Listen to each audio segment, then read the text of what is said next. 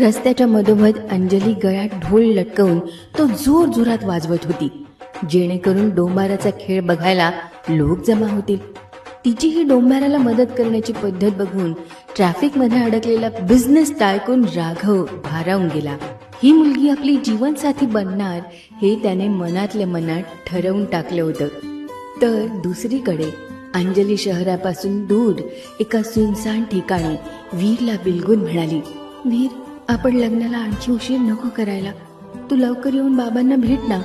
हे ऐकून वीर म्हणाला, मी तर भेटेन त्यांना, पण त्यांना माझं सत्य कळल्यानंतर ते आपल्या लग्नाला होकार देतील का?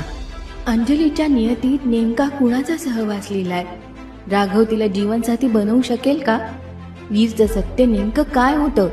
अंजलीचे वडील या लग्नासाठी तयार होतील? जाणून घेण्याकरता ऐका कथा मन झालं धुंद बाजिंद.